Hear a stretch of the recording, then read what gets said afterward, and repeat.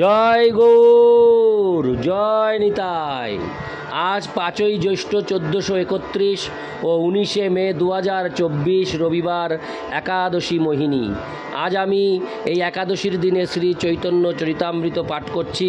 আজ আমি পাঠ করছি শ্রী চৈতন্য চরিতামৃতের আদি লীলা চতুর্থ পরিচ্ছেদ, শ্রী চৈতন্যাবতারের মূল প্রয়োজন কথনের শ্লোক 182 থেকে 198।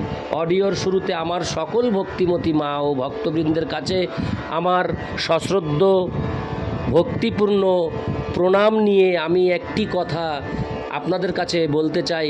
আমার এই ছোট্ট ইউটিউব চ্যানেলটিকে অনেক দূর পৌঁছে দিন, যাতে এই চ্যানেলের মাধ্যম দিয়ে আপনাদের সহযোগিতা নিয়ে এই শ্রী চৈতন্য চরিতামৃত ও গীতা, শ্রীমদ্ ভগবদ্ গীতা পাঠ অনেক অনেক দূরে দূরে দূরে মানুষের কাছে পৌঁছে যাক।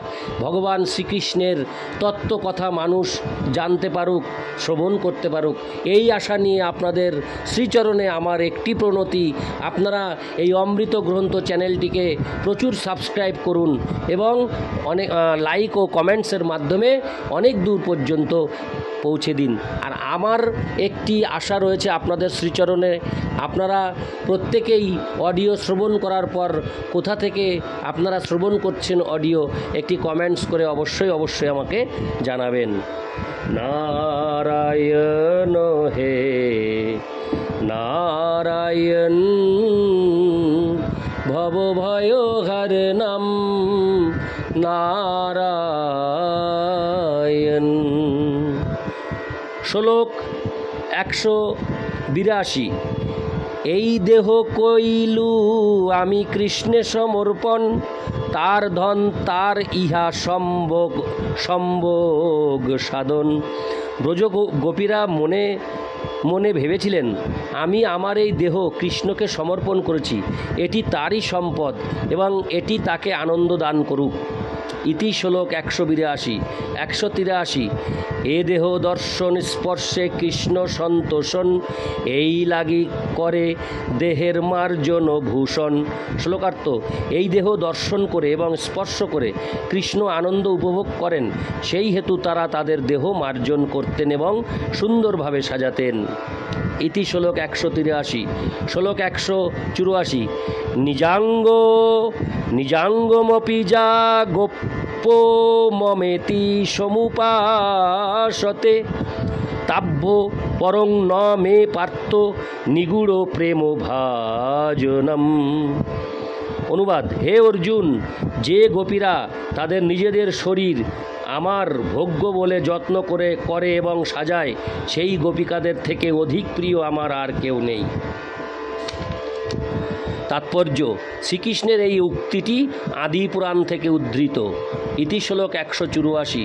শ্লোক 185। আর এক অদ্ভুত গোপী ভাবের স্বভাব, বুদ্ধির গোচর নহে যাহার প্রভাব। শ্লোকার্থ: গোপীভাবের আর একটি অদ্ভুত স্বভাব রয়েছে, যার প্রভাব বুদ্ধির অগোচর। ইতি শ্লোক 185। শ্লোক 186।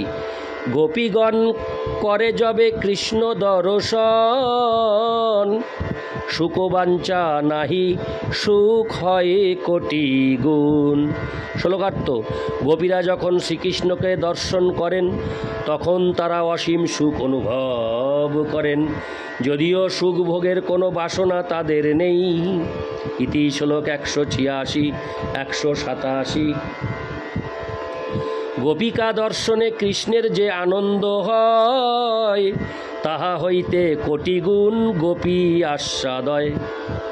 শ্লোকার্থ: গোপীদের দর্শন করে শ্রীকৃষ্ণের যে আনন্দ হয়, তার থেকে কোটি গুণ আনন্দ গোপীরা আস্বাদন করেন। তাৎপর্য: গোপীদের অদ্ভুত চরিত্র সাধারণ মানুষের কল্পনারও অতীত। নিজেদের সুখ ভোগের কোনো বাসনা তাদের নেই, কিন্তু তবুও তাদের দর্শন করে শ্রীকৃষ্ণ যখন আনন্দ উপভোগ করেন, তখন শ্রীকৃষ্ণের সেই আনন্দ দর্শন করে তারা তার থেকে কোটি গুণ সুখ আস্বাদন করেন। ইতি শ্লোক 187। শ্লোক 188। তা সবার নাহি নিজ সুখ অনুরোধ, তথাপি বাড়য়ে সুখ পড়িল বিরোধ। শ্লোকার্থ: তাদের নিজেদের সুখের জন্য গোপীদের কোনো রকম আকাঙ্ক্ষা নেই, কিন্তু তবুও তাদের সুখ বর্ধিত হয়, তার ফলে এক বিরোধের সৃষ্টি হয়। ইতি শ্লোক 188। শ্লোক 189। এই বিরোধের একমাত্র দেখি সমাধান, গোপিকার সুখ কৃষ্ণ সুখে পর্যবসান।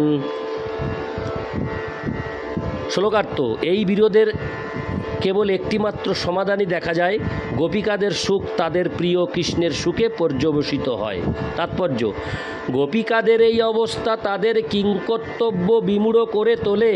কেননা যদিও তারা তাদের নিজেদের সুখ চান না, তবুও অযাচিতভাবে সুখের অনুভূতি আসে। তাদের এই কিংকর্তব্য বিমূঢ়তার একমাত্র সমাধান হচ্ছে যে গোপিকাদের সুখ শ্রীকৃষ্ণের সুখে পর্যবসিত হয়। বৃন্দাবনের ভক্তরা তাই শ্রীমতী রাধারানী ও তার সহচরী গোপিকাদের সেবা করার চেষ্টা করেন। কেউ যদি গোপিকাদের কৃপা লাভ করেন, তাহলে শ্রীকৃষ্ণের কৃপা লাভ করা অত্যন্ত সহজসাধ্য হয়। কেননা গোপিকারা সুপারিশ করলে শ্রীকৃষ্ণ সেই ভক্তের সেবা গ্রহণ করেন। শ্রী চৈতন্য মহাপ্রভু তাই শ্রীকৃষ্ণের পরিবর্তে গোপিকাদের প্রীতি সাধন করতে চেয়েছিলেন, কিন্তু তার চারপাশের অনেক মানুষই তাকে ভুল বুঝেছিলেন এবং সেই জন্যই শ্রী চৈতন্য মহাপ্রভু গৃহস্থ আশ্রম পরিত্যাগ করে সন্ন্যাস গ্রহণ করেছিলেন। ইতি শ্লোক 189। শ্লোক 190। গোপিকা দর্শনে কৃষ্ণের বাড়ে প্রফুল্লতা, সে মাধুর্য বাড়ে যার নাহি সমতা। শ্লোকার্থ: গোপিকাদের দর্শন করে শ্রীকৃষ্ণের আনন্দ বর্ধিত হয়, আর সেই সঙ্গে তার অতুলনীয় মাধুর্যও বর্ধিত হয়। ইতি শ্লোক 190। শ্লোক 191। আমার দর্শনে কৃষ্ণ পাইল এত সুখ, এই সুখে গোপীর প্রফুল্ল অঙ্গমুখ। শ্লোকার্থ: গোপিকারা মনে মনে বিবেচনা করেছিলেন, আমাকে দেখে কৃষ্ণ এত সুখ পেয়েছে। সেই চিন্তা তাদের দেহ ও মুখের সৌন্দর্য ও পূর্ণতা অন্তহীনভাবে বর্ধিত করেছিল। ইতি শ্লোক 191। শ্লোক 192। গোপী শোভা দেখি কৃষ্ণের শোভা বাড়ে যত, কৃষ্ণ শোভা দেখি গোপীর শোভা বাড়ে তত। শ্লোকার্থ: গোপীদের সৌন্দর্য দর্শন করে শ্রীকৃষ্ণের সৌন্দর্য বর্ধিত হয়, আর গোপীরা যতই শ্রীকৃষ্ণের সৌন্দর্য দর্শন করেন, ততই তাদের সৌন্দর্য বর্ধিত হয়। ইতি শ্লোক 192। শ্লোক 193। এই মতো পরস্পর পড়ে হুড়াহুড়ি, পরস্পর বাড়ে কেহ মুখ নাহি মুড়ি। শ্লোকার্থ: এভাবেই তাদের মধ্যে প্রতিযোগিতা শুরু হয় এবং এই প্রতিযোগিতায় কোনো পক্ষই পরাজয় স্বীকার করেন না। ইতি শ্লোক 193। শ্লোক 194। কিন্তু কৃষ্ণের সুখ হয় গোপী রূপ গুণে, তার সুখে সুখ বৃদ্ধি হয়ে গোপী গণে। শ্লোকার্থ: কিন্তু গোপীদের রূপ ও গুণ দর্শন করে শ্রীকৃষ্ণ সুখ আস্বাদন করেন, আর তার সুখে গোপীদের সুখ বৃদ্ধি হয়। ইতি শ্লোক 194। শ্লোক 195। অতএব সেই সুখ কৃষ্ণ সুখ পোষে, এই হেতু গোপী প্রেমে নাহি কাম দোষে। শ্লোকার্থ: তাই আমরা দেখতে পাই যে গোপীদের সুখ শ্রীকৃষ্ণের সুখের পুষ্টি সাধন করে, সেই হেতু গোপীদের প্রেমে কামরূপ দোষ নেই। তাৎপর্য: পরমা সুন্দরী গোপীদের দর্শন করে শ্রীকৃষ্ণ আনন্দিত হন এবং শ্রীকৃষ্ণের এই আনন্দ গোপীদের আনন্দ দান করে। তার ফলে সেই উচ্ছল যৌবনা গোপীদের দেহ ও মুখের সৌন্দর্য বিকশিত হয়। শ্রীকৃষ্ণ ও ব্রজ গোপিকাদের মধ্যে সৌন্দর্য বৃদ্ধির অন্তহীন প্রতিযোগিতা যদিও ভগবদ ভক্তির পরম প্রকাশ, তবুও জড়জাগতিক নীতিবাগীশেরা তাকে কখনো কখনো কাম বলে ভুল করে। কিন্তু তাদের এই প্রেমের সম্পর্ক জড়জাগতিক নয়, কারণ শ্রীকৃষ্ণের সুখ সাধনের জন্য গোপিকাদের ঐকান্তিক আকাঙ্ক্ষা কামলেশীন শুদ্ধ ভগবত প্রেম। ইতি শ্লোক 195। শ্লোক 196। উপেত্ত পথি সুন্দরিতোতি ভীরা ভীরভ্যোর্চিতং স্মিতাঙ্কুরো করম্বীর তৈর্নটোদপাঙ্গ ভঙ্গিস তৈ স্তন স্তবক সঞ্চরণ্যয়ন চঞ্চরী কাঙ্গলং স্তন স্তবক সঞ্চরণ্যয়ন চঞ্চরী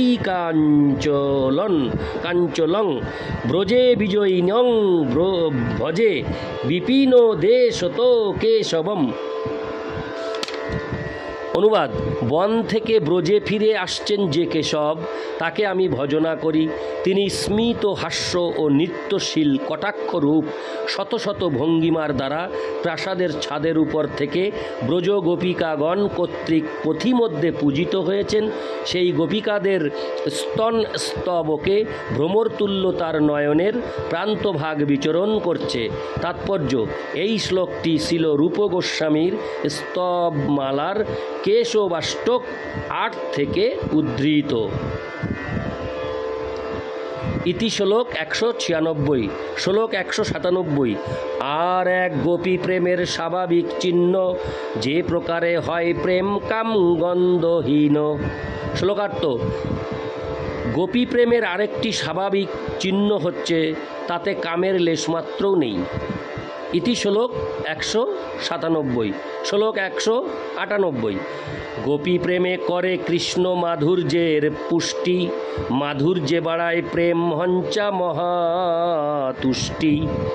শ্লোকার্থ: গোপী প্রেম কৃষ্ণ মাধুর্যের পুষ্টি সাধন করে, সেই মাধুর্য মহা আনন্দ দান করে, প্রেম বর্ধিত করে। ইতি শ্লোক 198। অডিওর পরিশেষে আমি সকল ভক্তিমতী মা ও ভক্তবৃন্দের কাছে আমি একটি আবেদন রাখব, আপনারা অমৃত গ্রহন্ত এই ইউটিউব চ্যানেলটিকে অনেক দূর বিস্তার করে এই শ্রী চৈতন্য চৈতামৃত পাঠ এবং পূর্বের শ্রীমদ্ ভগবদ্ গীতা পাঠ অনেক দূর সর্বত্র সারা পৃথিবীতে ছড়িয়ে দেওয়ার জন্য আমার একমাত্র অবলম্বন আপনারাই। তাই আপনারা কৃপাপূর্বক অমৃত গ্রন্থ চ্যানেলটিকে সাবস্ক্রাইব করে প্রচুর সাবস্ক্রাইব, কমেন্টস ও লাইক করে অনেক দূর পৌঁছে দিয়ে আমাকে আশীর্বাদ করুন, যাতে আপনাদের মাধ্যম দিয়ে আমি আমার এই পাঠ সর্বত্র ছড়িয়ে দিতে পারি। নারায়ণ হে নারায়ণ ভব ভয় হরণম নারায়ণ নারায়ণ হে নারায়ণ ভব ভয় হরণম নারায়ণ। জয় গৌর, জয় নিতাই।